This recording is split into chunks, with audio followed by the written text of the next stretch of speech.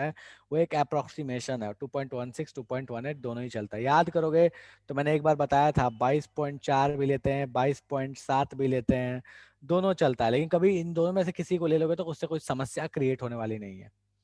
सो choice आपकी है 2.18 लिख के चलो, 2.16 लिख के चलो, उससे कोई फर्क पड़ने वाला नहीं है। ठीक है, चलो बोलो निधि क्या बोल रहे हो। सर एक क्वेश्चन में एनर्जी फाइंड करना था, तो E equal to -13.6 into z square by n square का यूज करके किए, तो सर आंसर आ रहा था माइनस में आएगा ही, जाहिर सी बात है, लेकिन दिया था पॉजिटिव में, मतलब माइनस साइन नहीं लगा था। ठीक है आंसर वैल्यू सही आई थी। Yes sir. ठीक है, क्वेश्चन में कुछ ऐसा वर्ड यूज किया था बाइंडिंग एनर्जी फाइंड करो या सर एनर्जी, आयोनाइज का एनर्जी फाइंड करने के लिए था। Ionization energy. आयनाइजेशन एनर्जी का मतलब क्या होता है बच्चा? आयनाइजेशन एनर्जी का मतलब होता है कि आप किसी भी इलेक्ट्रॉन को कितनी एनर्जी दोगे कि वो इलेक्ट्रॉन की एनर्जी जीरो हो जाए फाइनली, उसको बोलते हैं आयनाइजेशन एनर्जी। इन शॉर्ट ऐसे बोलो कि इलेक्ट्रॉन को आपको निकाल के इनफाइनाइट पे भेजना है। इनफाइनाइट पे एनर्जी कितनी होती है? जीरो होती है। यस ये सर। पढ़े थे। अब मुझे एक बात बताओ, एक एटम है जिसकी एनर्जी -5 इलेक्ट्रॉन वोल्ट है, उसको मैं कितनी एनर्जी दूंगा कि वो एनर्जी जीरो हो जाए या इनफाइनाइट पे चल जाए? कितनी एनर्जी दूंगा? 5 इलेक्ट्रॉन वोल्ट। तो अगर आपका आंसर नेगेटिव आया था तो वो ऑर्बिट में जो इलेक्ट्रॉन उसकी एनर्जी, आयोनाइजेशन का मतलब क्या, उतना ही एनर्जी दोगे तब वो क्या हो जाएगा? जीरो हो जाएगा। तो पॉजिटिव आएगा कि नेगेटिव आएगा? सर पॉजिटिव आएगा। ठीक है, यस सर। पक्का? या ऐसा कि बस ठीक है सुन लिए तो हो गया? नो सर पक्का। ठीक है, ओके। और किसी को कोई समस्या है भाई?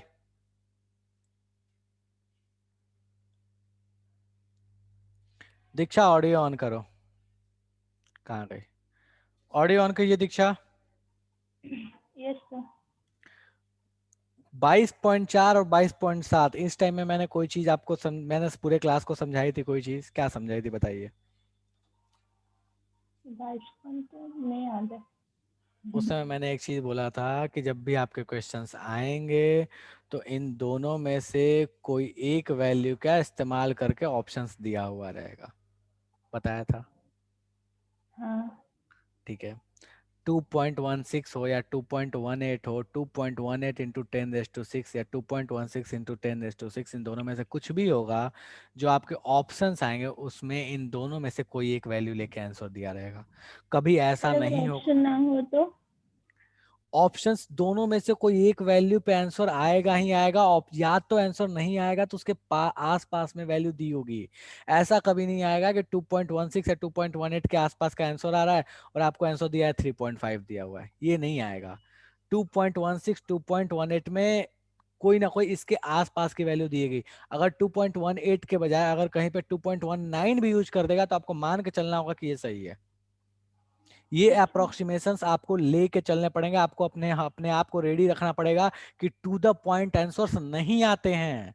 कैलकुलेशंस कर रहे हो इतने बड़े बड़े। मुझे ये बताओ कि एवोगैड्रो नंबर की वैल्यू कभी बताई थी आपको? हाँ।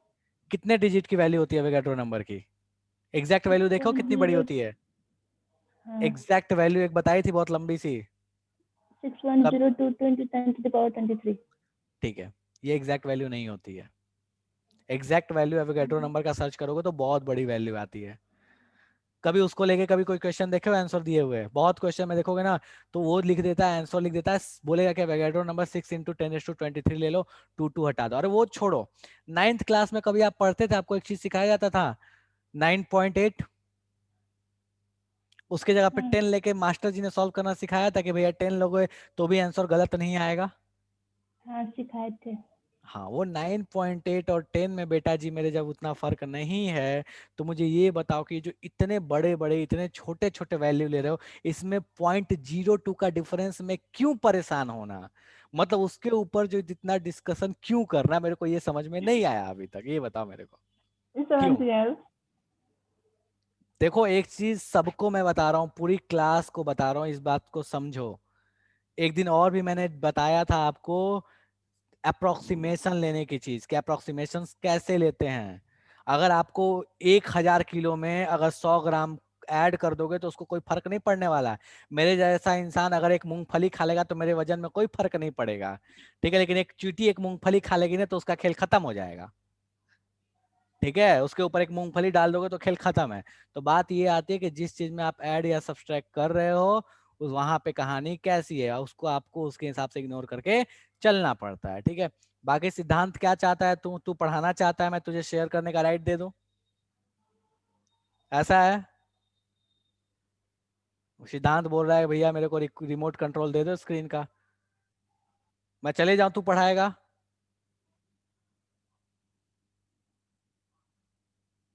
चलो ठीक है। सो आज अपने स्टार्ट करते हैं, 1 मिनट रुक जा बस।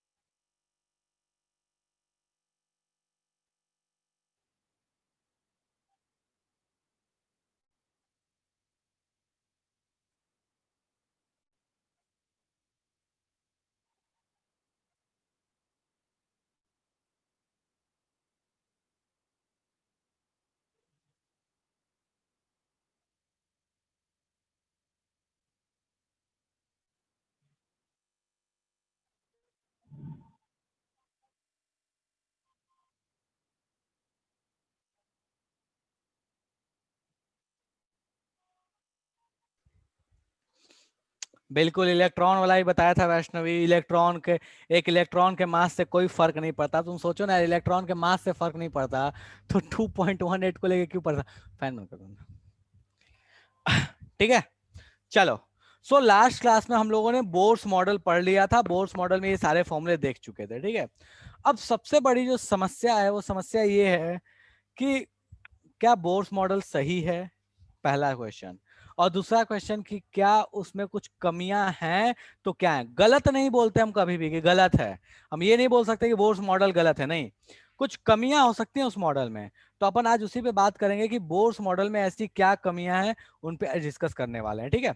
चलो, और उसके बाद बात करेंगे डुअल नेचर पे। तो बोर्स मॉडल में क्या कमी था जिसकी वजह से समस्या क्रिएट हुआ। तो बोर्स मॉडल में एक जो सबसे बड़ी कमी है उस चीज को ध्यान दीजिए कि बोर्स मॉडल सिर्फ और सिर्फ वैलिड होता है हाइड्रोजन टाइप के एटम पे। बोर्स मॉडल सिर्फ और सिर्फ वैलिड होता है हाइड्रोजन टाइप के एटम पे, और किसी पे वैलिड नहीं होता। Only valid on H type atom. H type atom का मतलब क्या होता है? एच टाइप एटम का मतलब होता है single electronic atom, single electron atom या सिस्टम। हम इसको सिंगल इलेक्ट्रॉनिक सिस्टम बोलते हैं या एटम बोलते हैं, जो बोलना चाहते हो बोल सकते हो। आयन बोलना चाहते हो आयन बोल सकते हो, तीनों में से कोई दिक्कत नहीं है, एटम, सिस्टम या आयन। वो सिर्फ और सिर्फ उन पे वैलिड होगा जिसमें एक इलेक्ट्रॉन है। एग्जाम्पल के तौर पे बात करें तो कुछ नहीं करना, एटॉमिक नंबर में से एक कम करके माइनस कर दो, बस उस पे वैलिड होगा। फॉर एग्जाम्पल He प्लस पे वैलिड होता है, लिथियम +2 पे वैलिड होता है, बेरिलियम +3 पे वैलिड होता है, बोरोन +4 पे वैलिड होता है, एंड सो ऑन। मतलब क्या हुआ कि भैया आपके पास जितने भी इलेक्ट्रॉन्स हैं ना, उन इलेक्ट्रॉन्स में से क्या करो, उसके एटम में जितने इलेक्ट्रॉन्स हैं उनमें से एक इलेक्ट्रॉन कम कर दो, एक इलेक्ट्रॉन को माइनस कर दो, जो बचे इलेक्ट्रॉन्स उतने पे वो वैलिड होगा, बाकी और किसी पे वैलिड नहीं होता। ये सबसे बड़ी प्रॉब्लम थी बोर्स मॉडल की। रीजन क्या है ऐसा होने का? तो उसका रीजन फिलहाल के लिए मैं एकदम आसान भाषा में आपको बता दे रहा हूं कि उसका रीजन क्या है। उसका रीजन है कि he doesn't considered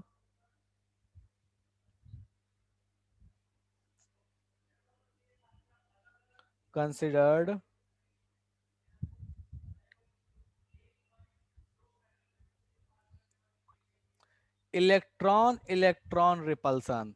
उन्होंने इलेक्ट्रॉन इलेक्ट्रॉन के रिपल्सन को कंसिडर नहीं किया था, इसलिए उनके बोर्स, उनके मॉडल जो है वो सब पे वैलिड नहीं होता। वो उसी पे वैलिड होता है जिसमें सिर्फ एक इलेक्ट्रॉन होगा। अगर एक से अधिक इलेक्ट्रॉन होगा तो एक इलेक्ट्रॉन इलेक्ट्रॉन में भी रिपल्सन होगा, और उस चीज को उन्होंने कंसिडर नहीं किया। ये बोर्स मॉडल की सबसे बड़ी कमी थी। इसके बाद बहुत सारे रिसर्च किए गए, बहुत सारे लोग आए, और जो लाइट के साथ किया गया था वो चीज हर मैटर के साथ ट्राई करने की कोशिश की गई, कि जैसे लाइट जो बिहेवियर दिखाता है, क्या वो सारे मैटर में वो बिहेवियर होता है? क्या सारे मैटर उस तरह के बिहेवियर दिखा सकते हैं? क्या वेवी बिहेवियर, पार्टिकल बिहेवियर, ये दोनों क्या सब कुछ दिखा सकता है? तो बाद में एक साइंटिस्ट आए जिनका नाम था डी ब्रॉगली।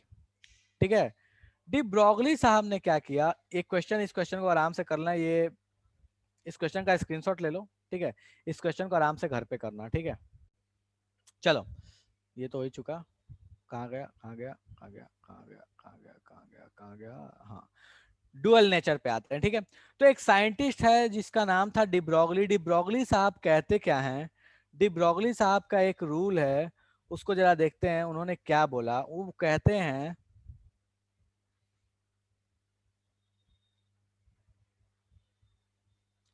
डी ब्रॉगली साहब क्या कहते हैं, डी ब्रॉगली साहब कहते हैं कि दुनिया का हर मैटर, दुनिया का हर मैटर डुअल बिहेवियर दिखाता है। दुनिया का हर मैटर, वैष्णवी आता हूं मैं बाद में, दुनिया का हर मैटर डुअल बिहेवियर दिखाता है। और डुअल बिहेवियर का मतलब क्या हुआ, दुनिया का हर मैटर पार्टिकल और वेव नेचर दोनों दिखाता है। एक मिनट रुक जा बस।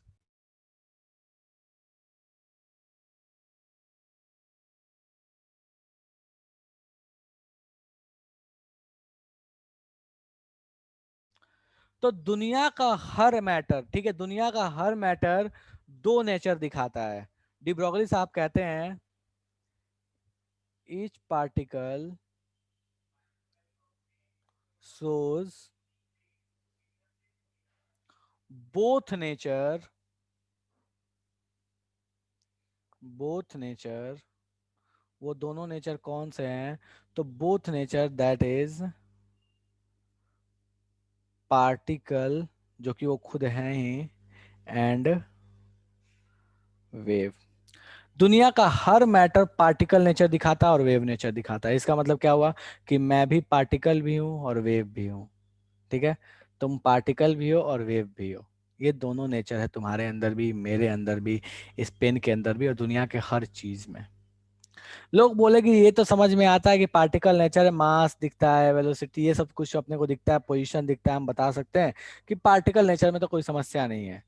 मेरे में वेव नेचर कैसे आ गया? तो डिब्रागुली साहब कहते हैं कि देखो तुम्हारे अंदर में वेव नेचर है। तो भैया वेव नेचर होगा तो वेवलेंथ होना चाहिए, फ्रीक्वेंसी होना चाहिए। तो बोलते हैं बिल्कुल है। तो बोला कि बता दीजिए जरा मेरा वेवलेंथ कितना होगा। तो डिब्रॉगली साहब की हाइपोथेसिस कहती है कि किसी भी पार्टिकल का जो वेवलेंथ होगा वो वेवलेंथ h अपॉन पी के बराबर होगा। h अपॉन पी के बराबर होगा। यहाँ h जो है वो वही भाई साहब हैं, प्लैंक्स कांस्टेंट ही है। प्लैंक्स कांस्टेंट है, किसी भी पार्टिकल का, किसी भी पार्टिकल का वेवलेंथ जो होगा, जो किसी भी पार्टिकल का जो वेवलेंथ होगा वो h अपॉन पी के बराबर होगा। तो ये क्या है, प्लैंक्स कांस्टेंट। और p अपने पास क्या है, तो p का मतलब हो गया अपने पास मोमेंटम। कौन सा मोमेंटम? जो आप बचपन से पढ़ते आ रहे हो, that is mass into velocity. Mass times velocity is the perfect. ठीक है, तो बोलते क्या है कि किसी भी पार्टिकल का, कोई भी पार्टिकल है अगर वो मूव कर रहा है तो उसका एक वेवलेंथ होगा, और वेवलेंथ कितना होगा, h अपॉन पी। मैंने ये क्यों बोला कि मूव कर रहा है? अगर वो कहीं पे बैठा हुआ होगा तो उसमें वेलोसिटी नहीं होगा, उसमें वेलोसिटी नहीं होगा तो उसका वेवलेंथ इनफाइनाइट हो जाएगा, क्योंकि p क्या हो जाएगा, जीरो। इसलिए याद रखना कि स्टैटिक कोई भी चीज अगर रखी हुई है, कोई वेलोसिटी नहीं है, तो उसका वेवलेंथ इनफाइनाइट होता है। और अगर वो मूव कर रहा है तो जितना भी उसका मोमेंटम है वो h बाई पी में पुट कर दो, आपका काम बन जाएगा। तो कोई भी पार्टिकल अगर वो मूव करता है तो उसकी जो वेवलेंथ होगी वो वेवलेंथ h बाई पी के बराबर होगी। ये p क्या है, मोमेंटम होता है। और मोमेंटम होता क्या है, तो मोमेंटम होता है m इंटू वी। ये अपने को बचपन से पता है, मास इंटू वेलोसिटी होता है। अब इस मोमेंटम को आप अलग अलग तरीके से भी लिख सकते हैं, तो मैं जरा इसको अलग अलग फॉर्मेट में लिखने की कोशिश करता हूँ। Lambda equals to h Planck's constant है। आप mv को किस और फॉर्मेट में लिख सकते हैं? तो देखो mv को आप लिख सकते हैं काइनेटिक एनर्जी के फॉर्मेट में। कैसे लिख सकते हैं काइनेटिक एनर्जी के फॉर्मेट में, जरा इधर गौर फरमाइएगा। ठीक है, इसको काइनेटिक एनर्जी के फॉर्मेट में कैसे लिखते हैं, इधर जरा ध्यान दीजिएगा, तो आपको काइनेटिक एनर्जी का फॉर्मेट समझ में आएगा। हमें पता है कि हाफ mv² इक्वल्स टू होता है काइनेटिक एनर्जी। ये तो बचपन से रट्टा मार के बैठे हैं। ठीक है, तो हम एक काम क्या करने वाले हैं, हम काम ये करेंगे कि इसमें कुछ कुछ सब्स्टिट्यूशंस कर लेंगे। कैसे सब्स्टिट्यूशंस करते हैं, इस चीज को ध्यान दीजिएगा। मैं इस 2 को उधर उठा के इधर पटकूंगा, ये हो गया मेरे पास mv² equals to 2 into kinetic energy. ठीक है, इस mv² into mv² equals to 2 into kinetic energy जो है, मैं चाहूंगा तो मैं दोनों साइड m से मल्टीप्लाई भी कर सकता हूँ। कर लो m से मल्टीप्लाई, तो इधर हो गया m² equals to 2 into kinetic energy into m। दोनों साइड m से मल्टीप्लाई कर लिया, और उसके बाद दोनों साइड अंडर रूट लगा दिया। तो जैसे अंडर रूट लगाया तो ये क्या हो गया, mv equals to 2 into kinetic energy into mass का अंडर रूट। मुझे इतना बता दो कि कोई ऐसा है जिसको इसमें समस्या है कि mv equals to under root 2 into K into M नहीं लिख सकते, तो मुझे बता दो कि भैया ये हमको नहीं पता, हम आज तक नहीं देखे हैं ऐसा। कोई ऐसा कहना चाहता है तो अभी आप बता सकते हो, अब मैं इस पे दोबारा डिस्कस कर लूंगा। कुछ नहीं है, गणित है, बस यहाँ पे सब्स्टिट्यूट करने वाला हूँ मैं। चलो, तो किसी को समस्या नहीं दिख रहा है, तो मैं यहाँ पे तो पहले इस चीज को यहाँ लिखा h/p को लिख सकता हूँ लेमडा अपॉन mv, और अगर मैं चाहूँ तो इसी mv को लिख सकता हूँ h upon root under 2m m को थोड़ा पहले लिख लिया, देखने में अच्छा लगता है और कुछ नहीं है। तो रूट अंडर 2m, ये भी किसका हो गया फॉर्मूला, लेमडा का फॉर्मूला हो गया। तो बेसिकली आपके पास दो फॉर्मूले आ चुके हैं लेमडा के। किसी का भी वेवलेंथ, उसका फॉर्मूला आपके पास आ चुका है। क्या है भैया, तो वेवलेंथ इक्वल टू क्या होगा, तो आपके पास ये दिख रहा है h अपॉन mv के बराबर होगा। ठीक है, अब बात ये आती है कि भैया एच अपॉन एमवी के बराबर है, तो इसकी प्रोपोर्शनलिटी वाली शायद चीज भी डिस्कस कर लें, किसके साथ बढ़ेगा किसके साथ घटेगा। क्योंकि मैं चलते हुए तो ऐसे ऐसे तो नहीं चलता, हाथी भी चलती है तो ऐसे ऐसे नहीं चलती, चींटी भी तो ऐसे ऐसे नहीं चलती, वेव तो दिखता नहीं है, ये क्या बात है ये? तो देखो गौर फरमाओगे यहाँ पे, तो लेमडा इक्वल्स टू आपको दिखेगा कि lambda equals to H upon M V जो है, इसमें अगर आप गौर फरमाइएगा तो आपको एक चीज क्या दिखेगा कि ये जो लेमडा है ये मास के साथ इनवर्सली प्रोपोर्शनल है। मास के साथ इनवर्सली प्रोपोर्शनल है, इसका मतलब ये होता है कि अगर आप मास को बढ़ाते जाइएगा, मास को बढ़ाते जाइएगा, ये अगर आपका बढ़ेगा, मास बढ़ेगा तो लेमडा छोटे होते जाएगा। मतलब जितना बड़ा मास उसका वेवलेंथ उतना छोटा, उसका वेवलेंथ उतना छोटा, तो मेजर करना अपने लिए उतना ही मुश्किल। मतलब हमारा वेवलेंथ हमको क्यों नहीं पता चलता है, इसलिए पता नहीं चलता क्योंकि वो इतना छोटा है कि हम उसको मेजर नहीं कर पाते। अब कोई बोलेगा कि ठीक है भैया इतना छोटा कैसे है, आपको कैसे पता कितना छोटा है? तो एक काम करते हैं, एक एक एग्जाम्पल लेके समझने की कोशिश करते हैं कि भैया कितना छोटा है। तो एक एग्जाम्पल में बात करते हैं कि मान लो कोई है, जैसे किसने मुझे मैसेज किया है, अभी जरा देखा जाए। चलो, मान लो वैष्णवी, हाँ वैष्णवी का मान लो, वैष्णवी है और वैष्णवी का मास है कुछ मान लो 40 kg, फॉर अ टाइमिंग की 40 kg इसका मास है। ठीक है, वैष्णवी का मास 40 kg है, और वैष्णवी कितने स्पीड से दौड़ सकती है इस पे बात करते हैं। तो वैष्णवी मान लो कि दौड़ सकती है, वेलोसिटी इसकी जो हो सकती है फॉर अ टाइमिंग मान लेते हैं कि ये 10 मीटर पर सेकेंड से दौड़ सकती है। 100 भी ले सकते हो, कोई मना नहीं है, मान लो बहुत अच्छी रनर है, 100 मीटर पर सेकेंड से दौड़ सकती है, बट अपने आसानी के लिए 10 मीटर पर सेकेंड ले लेते हैं। अब बोलते क्या है कि चलो वैष्णवी का हम वेवलेंथ कैलकुलेट करने की कोशिश करते हैं कि अगर वैष्णवी 10 मीटर पर सेकेंड से दौड़ती है तो बताइए इसका वेवलेंथ कितना होगा। तो लेमडा इक्वल्स टू क्या लिखेंगे, एच अपॉन, इसका मास है 40, इसकी वेलोसिटी है 10, एच अपॉन एम वी होता था, मास इंटू वेलोसिटी, 40 इंटू 10। तो एच की वैल्यू, अब जरा सोचते हैं कि भैया एच की वैल्यू क्या होती है। तो एच की वैल्यू अगर आपको याद हो तो 6.6 इंटू 10⁻⁻, कितना होता है 6.6 इंटू 10⁻, एच की वैल्यू कितनी होती है 35। क्या बात है, गजब, कब से होने लगा अंजन 35 बेटा? यूनिट क्या होता है इसका? यूनिट क्या होता है एच का? चलो गुड। तो 6.6 इंटू 10⁻⁻34 जूल सेकेंड, ठीक है, डिवाइडेड बाई 40 इंटू 10। मुझे ये बताओ कि इससे डिवाइड करोगे तो इसकी जो वैल्यू आएगी वो कितनी आ रही, कितने 10 का पावर बताओ बस मुझे, कि 10 का पावर कितने रेंज में आएगा, मुझे ये बता दो 10 का पावर कितना आएगा, 10 का पावर कितना आने वाला है ये बता दो मेरे को, बस ज्यादा मैं जा ही नहीं रहा, 10 का पावर बस मुझे बता दो कितना आएगा। ठीक है, ये नीचे में देखो 100 के रेंज में आएगा, ये नीचे 100 के रेंज में आएगा, ऊपर ले जाकर माइनस कर लोगे तो ये -36 और हो जाएगा। ठीक है, देखोगे तो ये 37 होगा क्योंकि यहाँ पे भी डेसिमल आगे लेके आएंगे, बट ठीक है उसने अपने को मतलब नहीं है, -36 के रेंज में आ जाएगा। अब तुम सोच के देखो, समथिंग 1 पॉइंट समथिंग आएगा इंटू 10⁻⁻36, ये 10⁻⁻36 और वेवलेंथ है तो यूनिट रहेगी मीटर।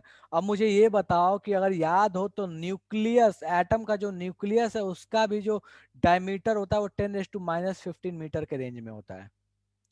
न्यूक्लियस का डायमीटर भी 10⁻15 होता है, और रेडियस जो होता है एटम का वो 10⁻10 मीटर के रेंज में आता था, एंगस्ट्रॉम में आता था ना 10⁻10, न्यूक्लियस वो 10⁻15, ये न्यूक्लियस का रेंज है, ये रेडियस का रेंज है एटम का।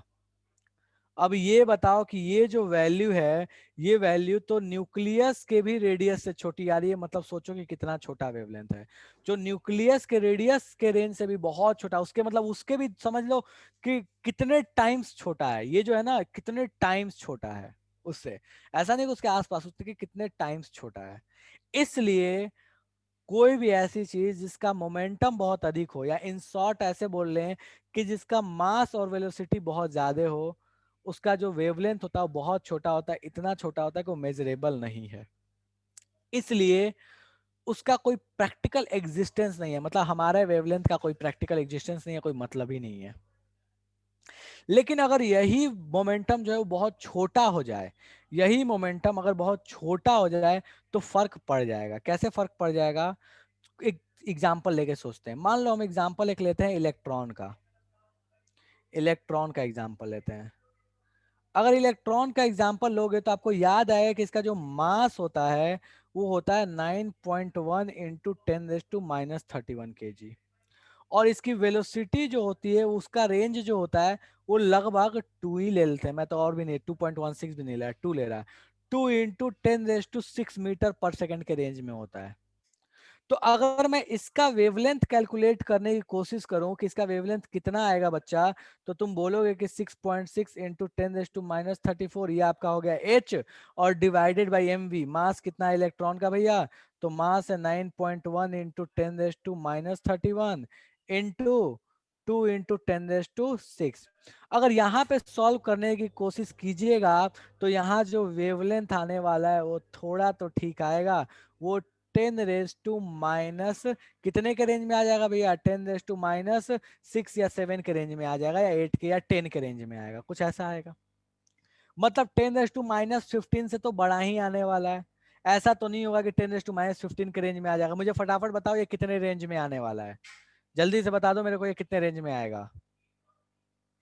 10⁻⁹ के रेंज में आ रहा है, मतलब ठीक है काम चलाओ बोले तो ये कुछ नहीं, कम से कम एंगस्ट्रॉम में आएगा या नैनोमीटर में आएगा, यही आएगा, एंगस्ट्रॉम या नैनोमीटर में आएगा। चलो ये तो फिर भी मेजरेबल है, एंगस्ट्रॉम और नैनोमीटर, जब रेडियस अपन मेजर कर सकते हैं एटम का तो एंगस्ट्रॉम नैनोमीटर तो उसी के रेंज में आता है। मतलब यहाँ पे वेवलेंथ का मतलब बनता है कि यहाँ वेवलेंथ जो आ रहा है इसका एग्जिस्टेंस का मतलब बनेगा, लेकिन हमारे केस में वेवलेंथ के एग्जिस्टेंस का मतलब नहीं बनेगा। ऐसा नहीं है कि नहीं है, लेकिन वो मेजरेबल नहीं है, उसका प्रैक्टिकल कुछ इंप्लीमेंटेशन नहीं है। लेकिन यहाँ प्रैक्टिकल इंप्लीमेंटेशन है, क्योंकि यहाँ पे कुछ काम लायक वैल्यू आ रही है, कुछ इंपॉर्टेंट वैल्यू आ रही है। सो यही चीज कहा डी ब्रोगली साहब ने कि दुनिया की हर चीज जो मूव करती है उसके पास मोमेंटम होता है, उसके पास वेवलेंथ होता है, वेव नेचर होता है, लेकिन अगर उसका मास बहुत ज्यादा है, उसका मोमेंटम बहुत ज्यादा है तो वो मेजरेबल नहीं है, वो किसी काम का नहीं है। लेकिन अगर छोटे पार्टिकल्स की बात करें, बहुत छोटे पार्टिकल्स की बात करें, माइक्रो लेवल पे बात करें, तो उसका मतलब बनता है वहां पे एग्जिस्टेंस वेवलेंथ का होता है।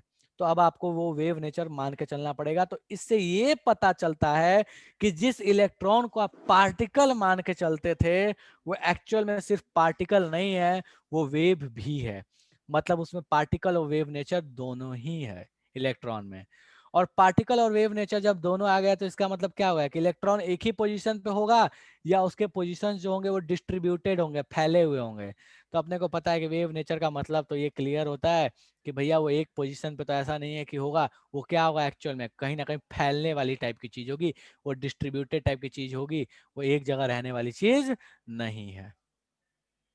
सो यहां से एक नए तरह के कॉन्सेप्ट का इजाद होता है, एक नई थियरी आती है, that is quantum mechanical model का यहां से शुरुआत हो जाता है कि इलेक्ट्रॉन सिर्फ पार्टिकल नहीं है कि आप उसको ऑर्बिट में घुमाते चलिएगा ना, वो तो वेव भी है, वो एनर्जी है।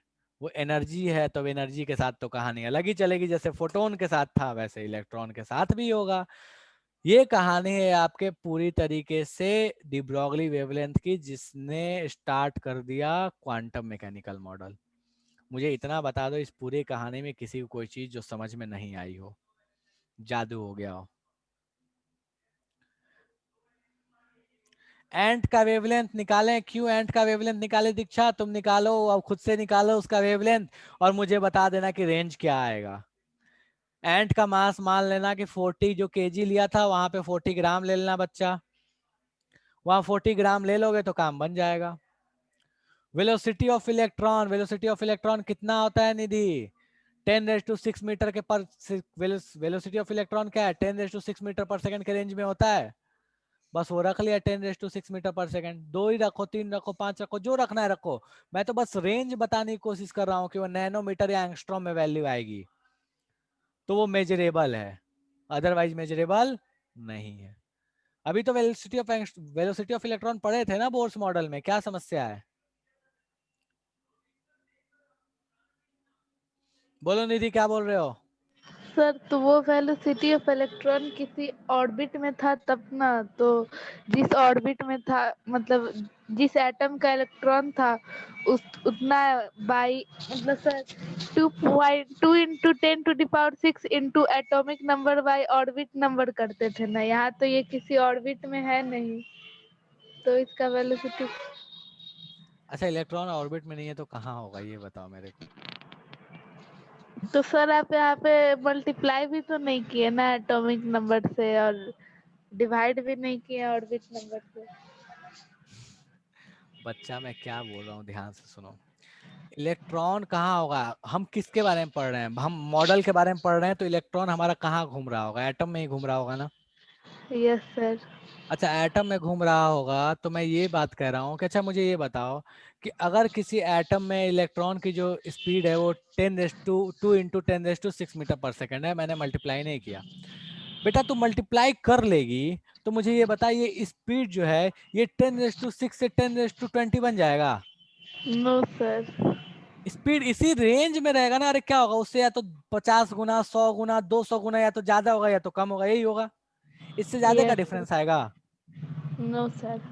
तो इससे जब ज्यादा का डिफरेंस नहीं आएगा तो जो तेरा वेवलेंथ है उस वेवलेंथ का रेंज जो है क्या ऊपर वाले जैसा 10⁻36 पहुंच जाएगा या -9 -8 -10 इसी रेंज में रह जाएगा।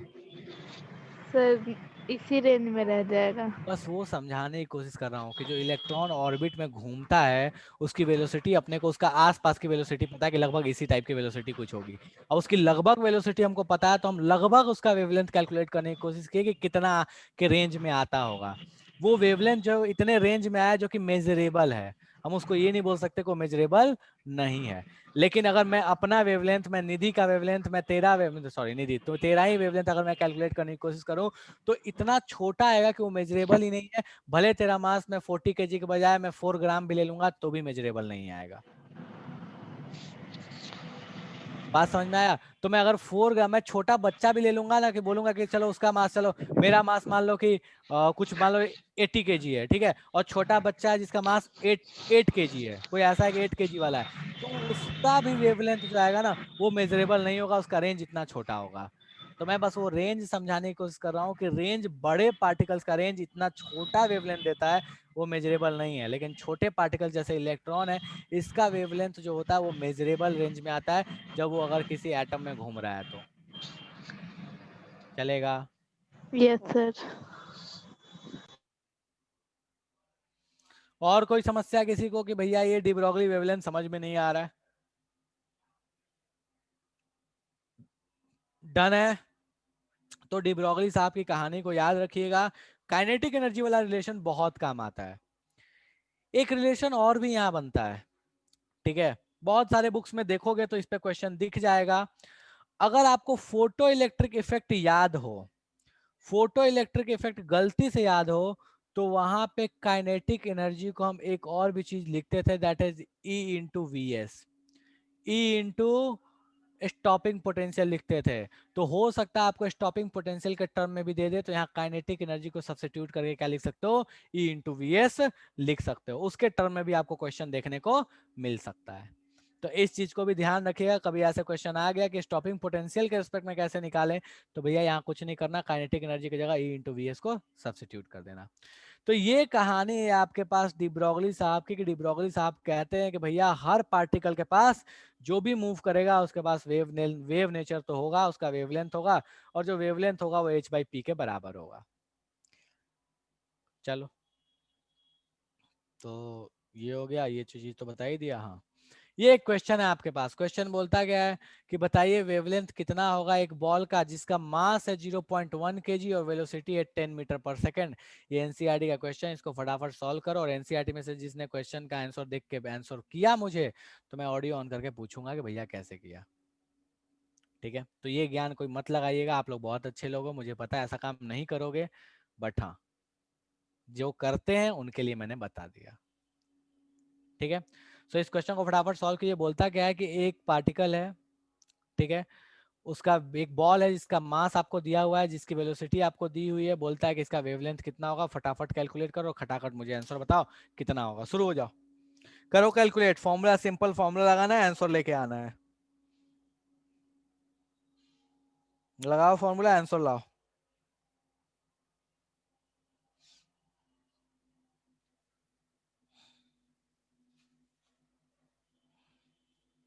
फटाफट।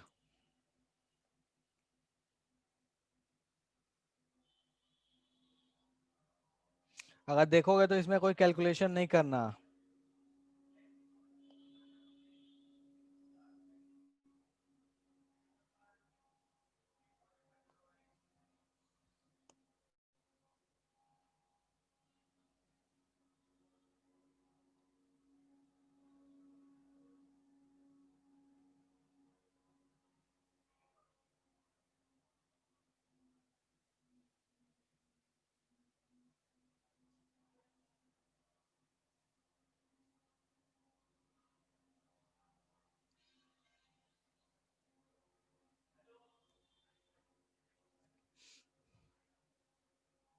चलो ठीक है, सो इसको अपन फटाफट सॉल्व कर लेते हैं, बिल्कुल फर्जी सा क्वेश्चन है।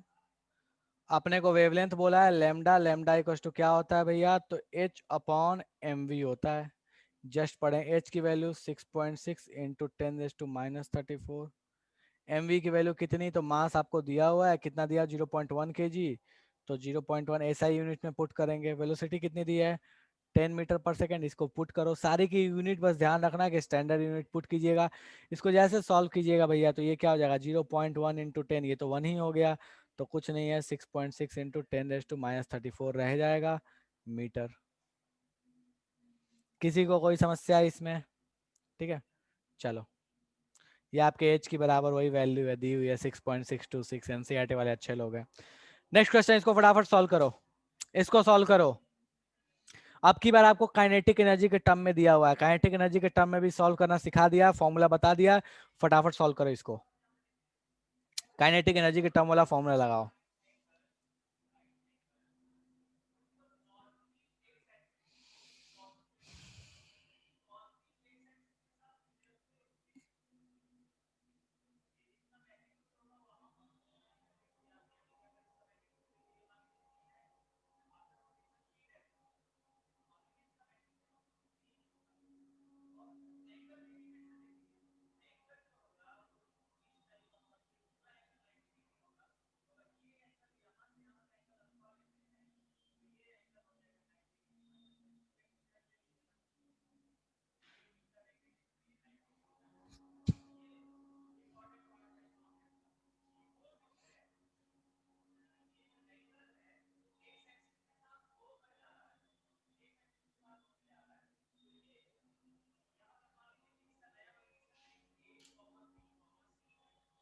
फॉर्मूला लिख दिया है मैंने।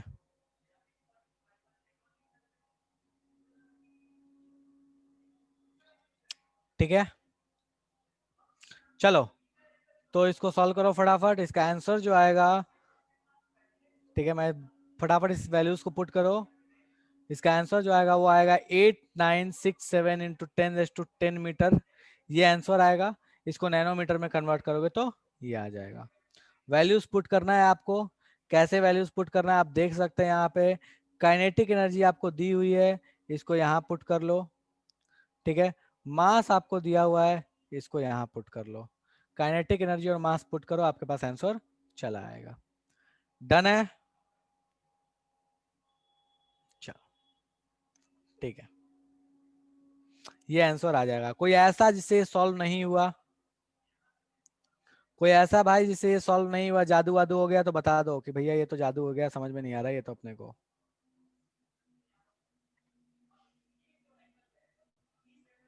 चलो नेक्स्ट आते हैं।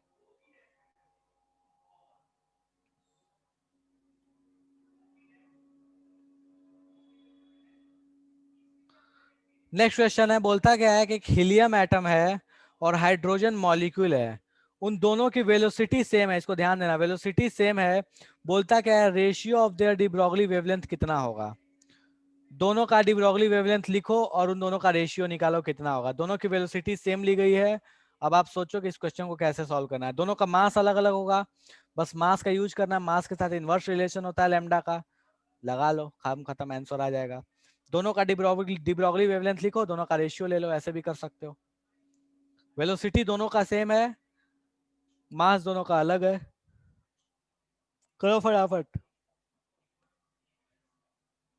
आसान क्वेश्चन है, करो।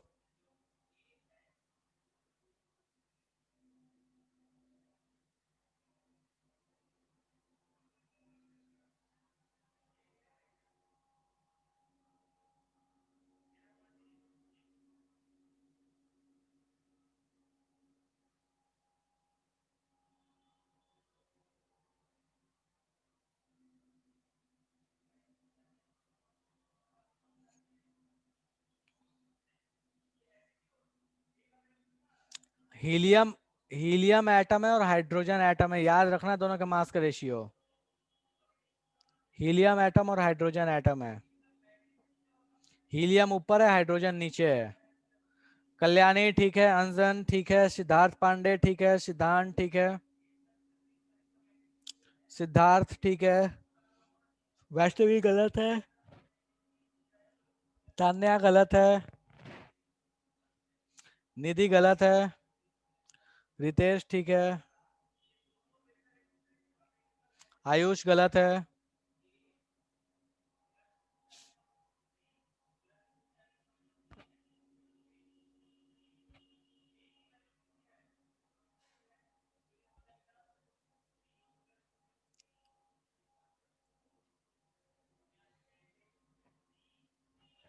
चलो, दो एटम लिया है, हीलियम लिया, हाइड्रोजन लिया। दोनों का मास कितना होता है भैया। मास हीलियम का कितना होता है 4 AMU। एमयू चाहो तो ग्राम में भी कन्वर्ट कर लो, नहीं भी करोगे तो कोई केजी में कन्वर्ट कर लो, नहीं भी करोगे तो समस्या नहीं है, क्योंकि दोनों के लिए सेम कहानी है। रेशियो लेना चाहो तो तुम्हारी चॉइस है। इसको केजी में कन्वर्ट करोगे तो बोलोगे कि ये लिख सकते हो 1.6 इंटू 10⁻27 kg, तुम्हारी चॉइस है। नहीं भी करोगे तो कोई फर्क नहीं पड़ने वाला। इसका क्या हो जाएगा 2 इंटू 1.6 इंटू 10⁻27 kg। नहीं भी करोगे तो कोई दिक्कत नहीं है, ये नहीं भी लगाओगे तो। उसके बाद क्या बोलता है, दोनों का वेलोसिटी क्या है। इसकी वेलोसिटी v है, इसकी वेलोसिटी भी v है। क्यों, बोलता क्या है कि दोनों की वेलोसिटी क्या है, सेम है। दोनों का वेवलेंथ लिखो, तो लेमडा इक्वल टू, इसके लिए क्या लिखेंगे h अपॉन, देखो अब ये वाली चीज को मैं यूज नहीं कर रहा लिखने में, ठीक है। तो h अपॉन 4 इंटू वी, और इसके लिए क्या लिखेंगे h अपॉन 2 इंटू वी, इस चीज को यूज नहीं कर रहा, ठीक है। अब दोनों का रेशियो ले लो, दोनों को डिवाइड कर लो, ये इक्वेशन 1 मान लो और ये इक्वेशन 2 मान लो, और दोनों को डिवाइड कर लो। जैसे दोनों को डिवाइड करोगे तो भैया आपके पास क्या आंसर आ जाएगा, तो भैया देखो ये 1 है और ये 2 है, ठीक है। ये 1 और ये 2, दोनों को डिवाइड मारो, तो λ1/λ2 ये कितना हो जाएगा भैया? तो λ1 के लिए आ जाएगा ये λ/4v, और इसमें आ जाएगा ऊपर में 2v by, sorry h by, मैं ये h,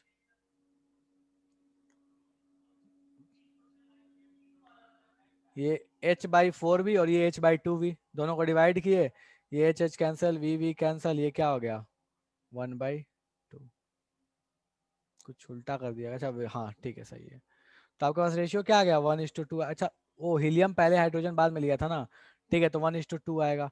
ध्यान रखना हीलियम और हाइड्रोजन कैसे लिया, हीलियम पहले हाइड्रोजन बाद में लिया तो 1:2 आएगा, हाइड्रोजन पहले हीलियम बाद में तो 2:1 आता। ठीक है चलेगा। वो मैंने ध्यान नहीं दिया था यार, मुझे लगा मतलब वो मैंने पढ़ा नहीं, मैंने छोड़ दिया ऐसे ही कि हाइड्रोजन ऊपर हीलियम नीचे ले लिया। चलेगा, कोई ऐसा इसको इसमें समस्या है? हाँ ठीक है, वो मैंने ध्यान नहीं दिया था बच्चा, मतलब मेरे ध्यान में हाइड्रोजन हीलियम चल रहा था, वो हीलियम हाइड्रोजन था वो। ठीक है 1:2 या 2:1, बस वो ऊपर नीचे करने से फर्क पड़ेगा, जिसको ऊपर जिसको नीचे ले लो। ठीक है ठीक है कोई बात नहीं, ठीक है मैंने मान गया, चलो कोई बात नहीं। निधि तान्या बिल्कुल सही आंसर था, मैं मान गया। ठीक है चलो ओके नेक्स्ट। बोलता क्या है कि एक इलेक्ट्रॉन को एक्सेलरेट किया गया 10 वोल्ट से। ठीक है बोलता क्या है डी ब्रॉगली वेवलेंथ बताओ जो इसके साथ एसोसिएट होगा। मुझे बस ये बता दो कि इसमें फॉर्मूला कौन सा लगाओगे। फॉर्मूला लगा दो, आराम से इस क्वेश्चन को घर पे करना, तरीका मैंने आपको बता दिया है। फॉर्मूला कौन सा लगाओगे मुझे बस बता दो, आराम से घर पे करना, वैल्यूज के लिए मारामारी नहीं करना। बस मुझे ये बता दो कि क्या लगाओगे इसमें formula. Lambda equals to,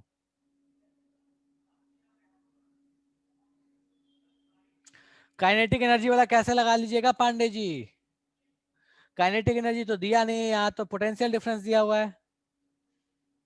Divya MV कैसे लगाओगे बाबू यहाँ पे बताओ मुझे। इलेक्ट्रॉन पता है तो मास तो पता है, लेकिन वेलोसिटी कहाँ दिया इलेक्ट्रॉन का, वो तो दिया नहीं है।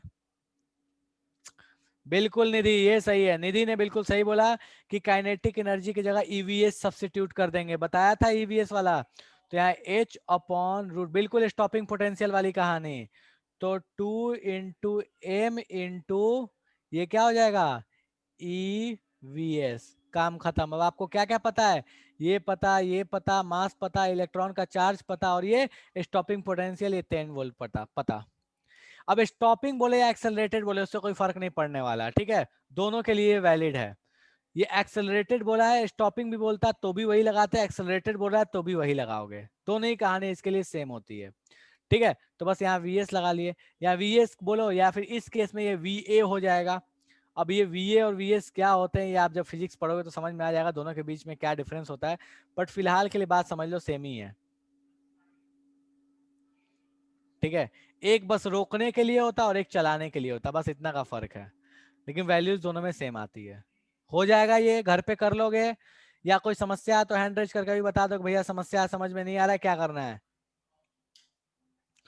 कोई ऐसा जिसको लगता है कि इसमें समस्या नहीं होगा घर पे, तो अभी बता दो कि भैया ये तो नहीं होने वाला अपने घर पे। E is the charge of electron, Anand. E charge of electron है मेरे भाई, कहीं भी E लिखा हुआ समझ ले उसका मतलब होता है चार्ज ऑफ इलेक्ट्रॉन, कहीं भी E लिखता हूं ना तो उसका मतलब समझ लो चार्ज ऑफ इलेक्ट्रॉन है ये। E का मतलब होता है चार्ज ऑफ इलेक्ट्रॉन। हो जाएगा चलो ठीक है। इस क्वेश्चन को स्क्रीनशॉट ले लो, इस क्वेश्चन को आराम से करना। बोर्स ऑर्बिट का क्वेश्चन है, एमवीआर वाला फॉर्मूला लगाना है, MVR equal to NH/2 MVR equal to NH/2 लगाना है, इसको आराम से करना घर पे। ठीक है अच्छा क्वेश्चन है, आराम से करोगे हो जाएगा। ठीक है स्क्रीनशॉट ले लो इसका। चलो नेक्स्ट, इसका भी स्क्रीनशॉट ले लो, आराम से घर पे करना, हो जाएगा ये सॉल्व। मॉड्यूल के ही क्वेश्चन है, आराम से घर पे करना, वही एमवीआर इक्वल टू NH/2 लगाना है, सॉल्व हो जाएगा। अगर नहीं होगा तो अगली क्लास में डिस्कस कर लेंगे हम इन दोनों क्वेश्चन को, बट अभी के लिए स्क्रीनशॉट ले लो, आराम से घर पे ट्राई करना। नेक्स्ट आते हैं हाइजेनबर्ग अनसर्टेनिटी प्रिंसिपल। जैसे बोर्स मॉडल के लिए हमें दो चीजों की बहुत ज्यादा जरूरत पड़ी थी, एक था लाइट का पार्टिकल नेचर और दूसरा था एमिशन और एब्जॉर्प्शन स्पेक्ट्रा। उसी तरीके से क्वांटम मैकेनिकल मॉडल में दो चीजों की बहुत जरूरत पड़ी, वो था एक इलेक्ट्रॉन का वेवी नेचर, ठीक है, और दूसरा था अपने पास that is Heisenberg uncertainty principle. अब ये हाइजेनबर्ग अनसर्टेनिटी प्रिंसिपल कहता क्या है? हाइजेनबर्ग अनसर्टेनिटी प्रिंसिपल कहता है कि कोई भी पार्टिकल अगर मूव कर रही है, खास करके माइक्रो पार्टिकल का मतलब हुआ है जैसे इलेक्ट्रॉन हुए, छोटे छोटे पार्टिकल जो बहुत छोटे पार्टिकल्स हैं उनके बारे में बात कर रहा है, हमारे बारे में बात नहीं कर रहा है, ठीक है। तो कोई भी माइक्रो पार्टिकल जो मूव करता है उसका एग्जैक्ट, एक ये याद रखना जो मैं लाइन बोल रहा हूं, उसका एग्जैक्ट मोमेंटम या एग्जैक्ट पोजीशन आप नहीं बता सकते। उसका एग्जैक्ट मोमेंटम और एग्जैक्ट पोजीशन आप नहीं बता सकते, ये इम्पॉसिबल है बताना। अगर आप कैलकुलेट करने की कोशिश करोगे तो उसमें एरर जरूर आएगा। क्या कहता है?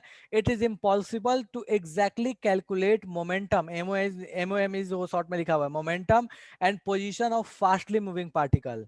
कोई भी पार्टिकल जो बहुत तेज मूव कर रहा है उसका आप एग्जैक्टली मोमेंटम और पोजीशन नहीं बता सकते। ऑब्वियस है, छोटे पार्टिकल्स के बारे में ही बात हो रही है, हम एटम पढ़ रहे हैं तो वहीं पे बात कर रहे हैं, हम अपने बारे में बात नहीं कर रहे हैं।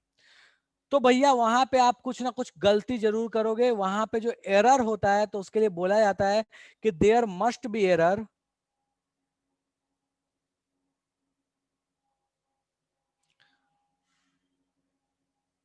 एक सेकंड रुक जाओ।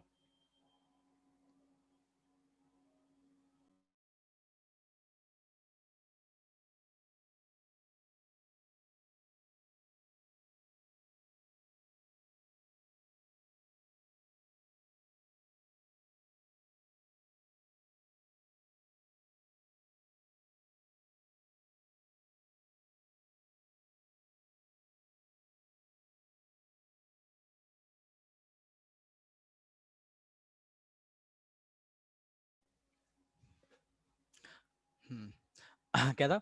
हाँ, वहां पे पक्का कुछ ना कुछ एरर होगा, और वो जो एरर होगा, एरर वहां पक्का मतलब अगर आप कोई भी चीज जो फास्टली मूव कर रही है, छोटे पार्टिकल्स हैं, अगर आप उनका मोमेंटम और पोजीशन अगर कैलकुलेट करने की कोशिश करते हैं तो उसमें पक्का एरर होगा, ठीक है। और वो जो एरर होता है, वो एरर भी आप एरर्स कैलकुलेट करना आप सीख चुके हैं, एरर्स होते क्या है ये भी आपको फिजिक्स में पता है। तो वो जो एरर होगा, वो एरर का जो प्रोडक्ट है, देयर मस्ट बी एरर, और वो जो एरर का प्रोडक्ट है मतलब एरर इन द मोमेंटम या एरर इन द पोजीशन, ये जो प्रोडक्ट है ये must be greater than h/4 पाई होगा। ये एरर का जो प्रोडक्ट है ये must be greater than h/4 पाई होगा। h आपका वही प्लैंक्स कांस्टेंट है, 4 में कोई समस्या नहीं है, पाई आपके पास क्या है? तो पाई भैया आपके पास वही जो बचपन से पढ़ते आ रहे हैं, पाई वही है। ये चीज है that is error in momentum, और ये चीज है that is error in position. This is error in momentum, error in momentum,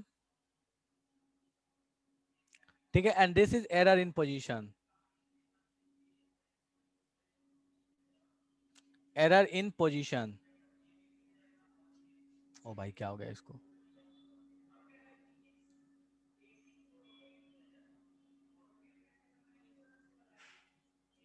in position, ठीक है।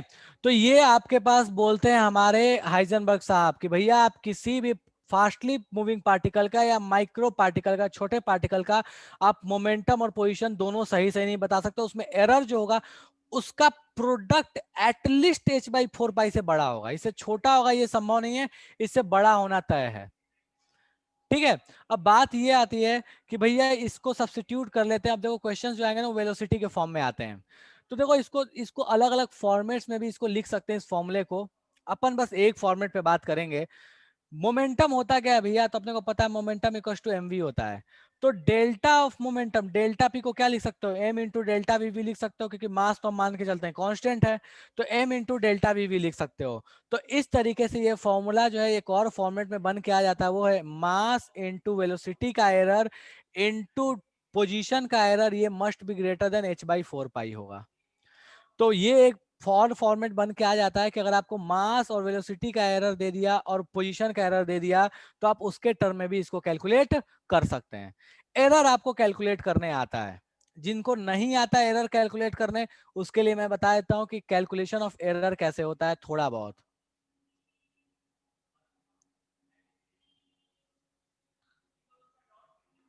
निधि बोल रही है कि दोनों बराबर कब होंगे। निधि दोनों बराबर तब होंगे जब आप बहुत अच्छा कैलकुलेशन करोगे।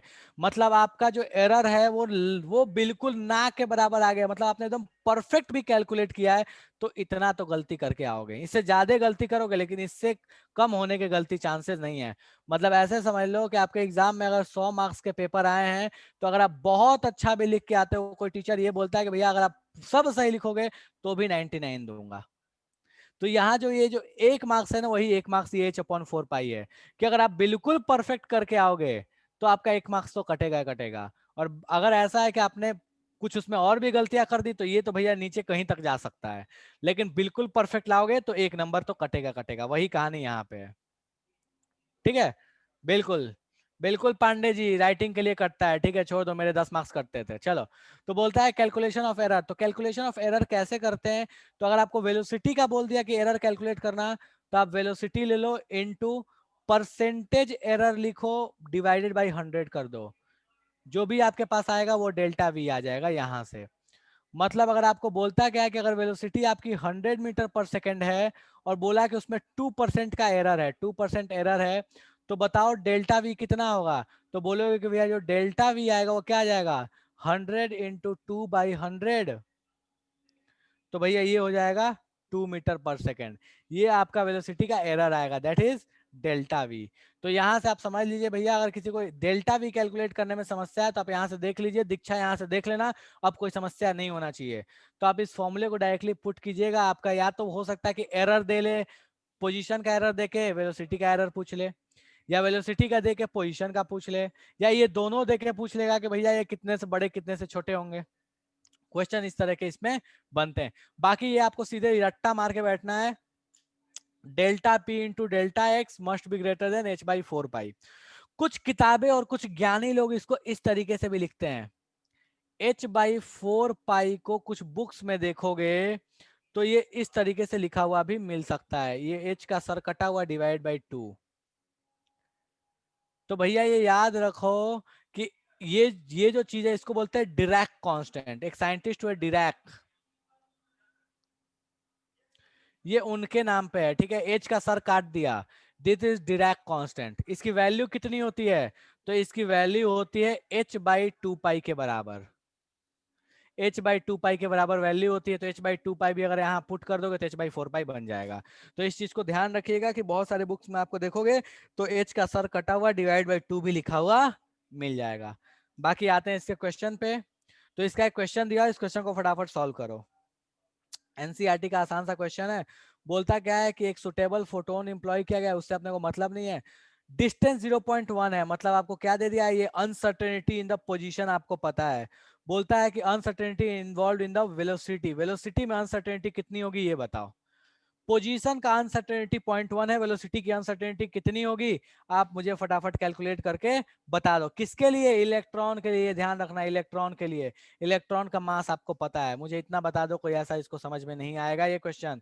मास इनटू वेलोसिटी की अनसर्टेनिटी इनटू पोजीशन की अनसर्टेनिटी, ये ग्रेटर देन क्या होगा, h/4 पाई होगा। आपको क्या क्या पता है? इलेक्ट्रॉन बोला तो इलेक्ट्रॉन का मास पता, वेलोसिटी का अनसर्टेनिटी 0.1 दिया है, इसको एंगस्ट्रॉम में दिया है, मीटर में कन्वर्ट कर लेना, ये पता। आपसे ये पूछा है, कैलकुलेट हो जाएगा कि नहीं होगा ये बता दो मेरे को। कोई ऐसा जो कहना चाहता है ये कैलकुलेट नहीं होगा तो फटाफट बता दो कि भैया ये तो कैलकुलेट नहीं होगा अपने से इस जन्म में, ये क्वेश्चन तो ऐसे हम देखे ही नहीं है। और ये याद रखना कि टेस्ट में डायरेक्ट क्वेश्चन आते हैं इन दोनों के, डी ब्रॉगली के और इसके, डायरेक्ट क्वेश्चन आएगा।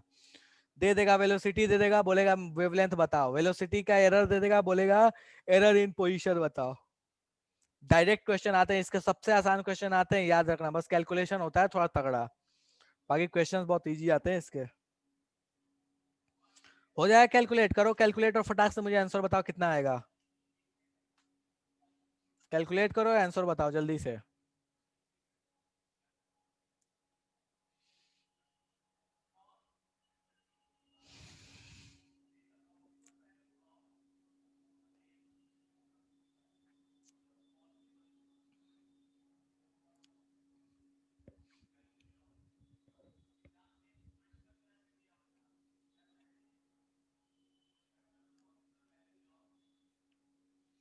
कोई ऐसा जिसे नहीं होगा, ये नहीं समझ में आ रहा है तो बता दीजिए भैया कि इसमें समझने वाली कोई चीज थी जो हम नहीं समझ पा रहे हैं, हम रट नहीं पा रहे हैं कि इसमें रट्टा कैसे मारे हैं। कोई ऐसा पूछना चाहता है तो पूछ सकते हो।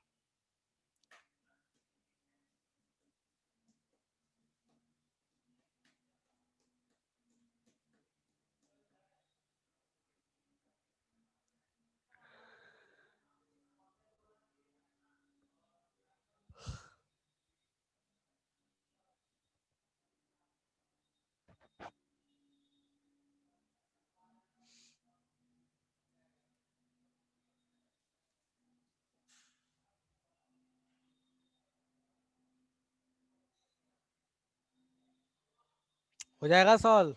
करो सॉल्व भैया, आंसर दो यार। क्या है, आज देने का मूड है या कल दोगे? क्या ही करेंगे सॉल्व करके? बच्चे वाला क्वेश्चन है, हम थोड़ी सॉल्व करते हैं बच्चे वाला क्वेश्चन।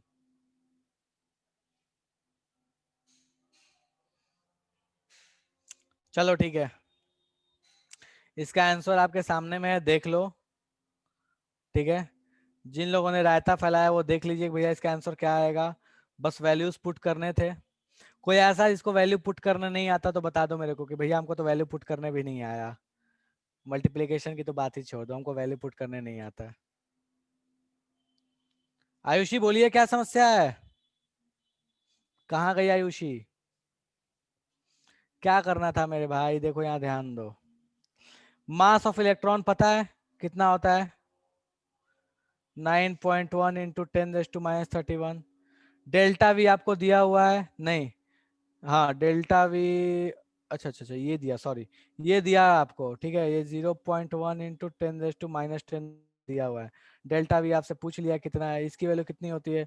6.6 इंटू 10⁻34। पाई की वैल्यू 3.14, पुट कर लो, ये आ जाएगा। ठीक है, कोई ऐसा जिसको इसमें समस्या है तो बता दो भैया, इसमें समस्या है, हमको समझ में नहीं आया। हो जाएगा? डन है? चलो ठीक है।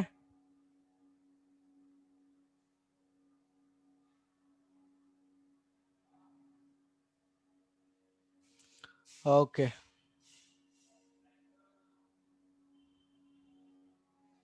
Next question.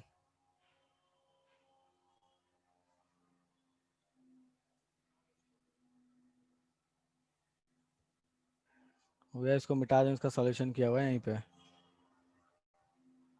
चलो इस क्वेश्चन को सॉल्व करो फटाफट, इस क्वेश्चन को सॉल्व करो। ठीक है, कोई शॉर्ट ट्रिक नहीं है निधि, इसका आपको सॉल्व करना पड़ेगा बच्चा।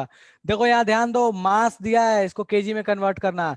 स्पीड दिया आपको कितना है, बोलता है कि एक्यूरेसी 2% है, मतलब आपको एरर निकालने आ गया कि वो अच्छा एरर कितना है। परसेंटेज दिया है, स्पीड दिया है, एरर निकाल लोगे। मास आपको पता है, बोलता है कि अनसर्टेनिटी इन द पोजीशन बताओ, बता लोगे। ठीक है, कैसे? स्पीड की यहां से निकाल लोगे, स्पीड का एरर कितना है, मास आपको पता है, खेल खत्म, डेल्टा एक्स पता चल जाएगा। डेल्टा वी आप खुद से निकाल लिए, m into delta we into delta x h/4 पाई, खेल खत्म। ठीक है, मास आपको दिया है, बस केजी में कन्वर्ट करना है। डेल्टा वी क्या होगा? वेलोसिटी पता, अनसर्टेन इसका ये पता, एक्यूरेसी पता है, velocity into accuracy by 100। Delta we पता, डेल्टा एक्स आपसे पूछा है। मुझे ये बताओ ये किससे किससे नहीं होगा, जिससे नहीं होगा वो जरा हैंड रेज कीजिएगा। डेल्टा एक्स हम, मेरे को नहीं पता डेल्टा एक्स कैसे निकलेगा इसमें। कोई ऐसा है जिसका डेल्टा एक्स इसमें कैलकुलेट होके नहीं आएगा तो बता दो भैया कि भैया मेरा तो डेल्टा एक्स नहीं आया कैलकुलेट होके, हमको समस्या है इसमें डेल्टा एक्स निकालने में। हाँ जी, कोई ऐसा है जिसको इसमें डेल्टा एक्स निकालने में समस्या है?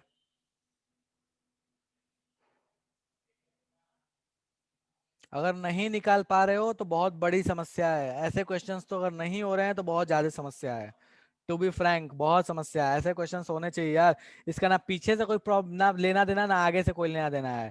ठीक है, मीनू ध्यान दीजिए यहाँ पे।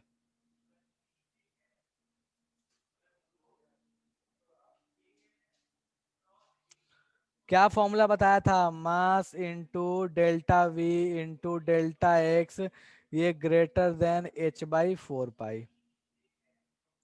ये बताया ना, ये पता, ये पता, ये पता, ये तो पता है अपने को। मास अपने को दिया हुआ है 40 ग्राम, केजी में कन्वर्ट कर लो, ये कितना हो जाएगा 0.04। ठीक है। वेलोसिटी आपको नहीं पता, वेलोसिटी का एरर नहीं पता, ये पता है 45 है। अच्छा 45 इंटू 2/100, अभी जस्ट बताया था एरर कैसे निकालते हैं। 45 into 2/100, velocity into percentage by 100, delta V आ गया। अब आपको क्या पूछा है भैया, डेल्टा एक्स ही तो पूछा है, ये पता ये पता, इन दोनों की वैल्यू पता, डेल्टा एक्स नहीं निकलेगा, ये बता दो मेरे को। कोई ऐसा है जिसको अभी भी नहीं निकलेगा तो बता दो भैया हमसे तो नहीं निकलेगा, बहुत समस्या है हमको। डन है, बड़े आगे, चलो इसका आंसर आपके सामने है, देख लो इसका आंसर। ठीक है, इसका आंसर यहाँ देख लो 1.46 इंटू 10⁻³ मीटर। ठीक है, ये एग्जैक्ट इसका आंसर है। क्या आएगा, हो सकता है डेसिमल में बड़ा है, दीक्षा हो सकता है बड़ा है, बट आप उसको राउंड ऑफ करके ले सकते हो 1.46। ठीक है, तो ये कहानी थी आपके पास डी ब्रॉगली वेवलेंथ का और अनसर्टेनिटी प्रिंसिपल का। अगले क्लास में हम प्रॉपर स्टार्ट करेंगे क्वांटम मैकेनिकल मॉडल। अगले क्लास में स्टार्ट करेंगे क्वांटम मैकेनिकल मॉडल। थोड़ा एनसीईआरटी पढ़ के आइएगा, क्वांटम मैकेनिकल मॉडल थोड़ा पढ़ के आइएगा। ठीक है, और बाकी मैं अब आज नया कुछ नहीं पढ़ा रहा, जिसके डाउट हैं वो अपने डाउट पूछ लीजिए, बाकी जनता जा सकती है। ठीक है, चलो जिसके डाउट है वो हैंड रेज करो और पूछ बोलो फटाफट क्या डाउट है।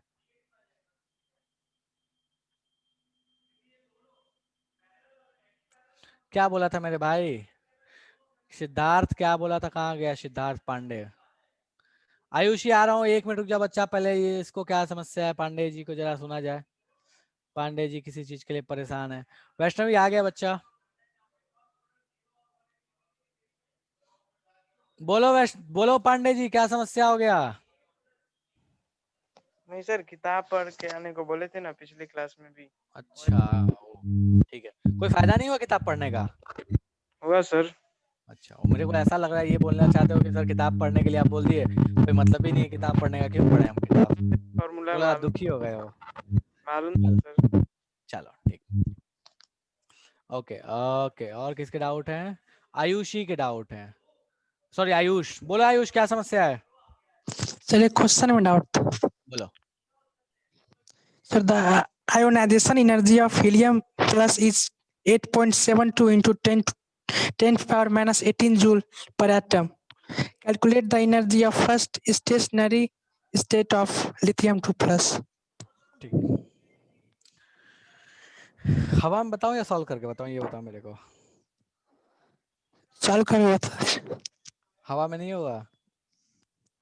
चलो आयोनाइजेशन एनर्जी का मतलब क्या होता है ये बताओ मेरे को पहले तो। आयोनाइजेशन एनर्जी आज भी क्लास शुरू किया था तो बताया था आयोनाइजेशन एनर्जी का मतलब क्या होता है। आयुष क्या होता है। सर मतलब कितना अमाउंट आप उसको मतलब एटम को इलेक्ट्रॉन को एनर्जी दे, जो मतलब वो फर्स्ट फर्स्ट एनर्जी मतलब इन्फिनिटी में चले जाए। ऐसा नहीं है कि फर्स्ट है, वो किसी भी सेल में है, जहां भी वो इलेक्ट्रॉन है उसको मैं कितना एनर्जी दूं कि इनफाइनाइट पे चला जाए। ठीक है, चलेगा। Yes sir. चलो अच्छा, हीलियम के जिस भी ऑर्बिट में रहा होगा इलेक्ट्रॉन, किसी भी ऑर्बिट में रहा होगा, मुझे नहीं पता उसकी एनर्जी कितनी रही होगी, तो मैं वो ऐसे बोल सकता हूँ कि एनर्जी इक्वल टू रहा होगा -13.6 Z²/n², यही एनर्जी रही होगी उसकी। फॉर्मूला तो हाँ पता है।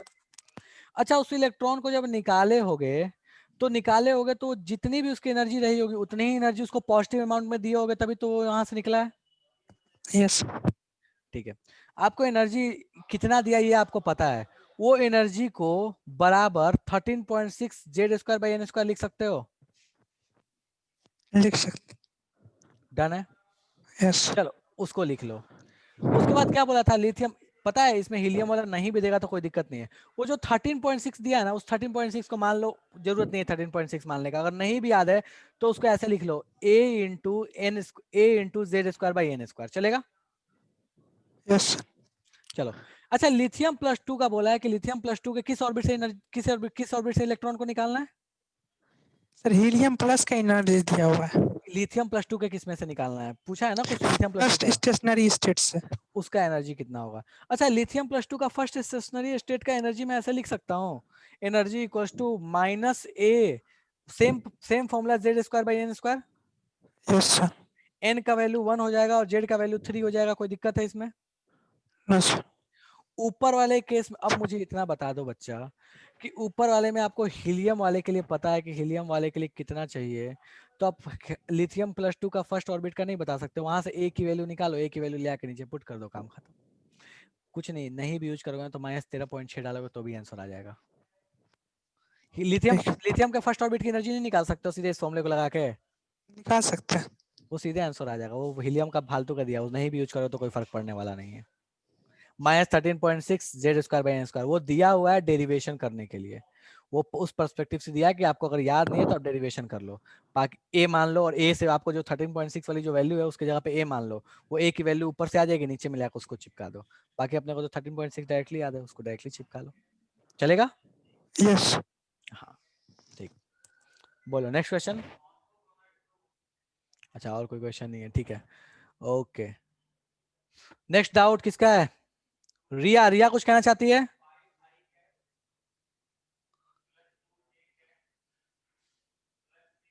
अच्छा मॉड्यूल का डाउट है कल्याणी, ठीक है। जिसको मॉड्यूल का डाउट है 1 मिनट रुक जाओ, बोलो कल्याणी, ऐसे इसका डाउट है वो पहले पूछ लो, बोलो कल्याणी। सर मॉड्यूल का डाउट है। ओ भाई साहब, क्वेश्चन बोल।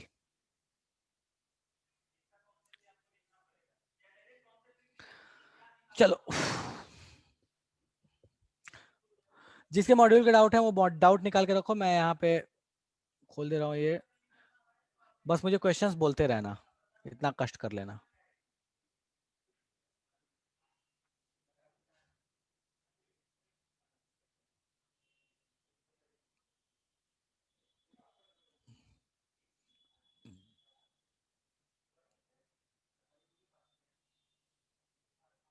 चलो मैं शेयर कर रहा हूँ।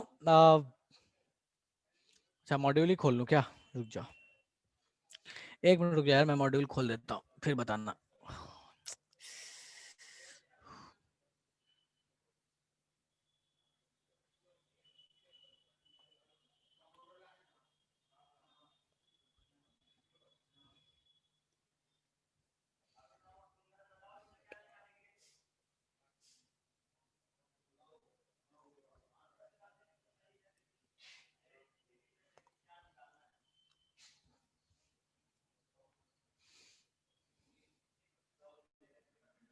एक मिनट यार, मॉड्यूल खुल रहा है धीरे धीरे प्यार से।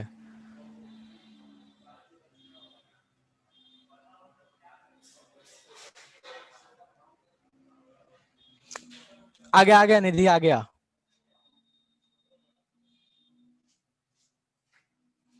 कौन सा एक्सरसाइज है? सेकंड थर्ड दिया था ना होमवर्क? हाँ थर्ड दिया था। ये कौन सा है? फोर्थ है, ये है थर्ड।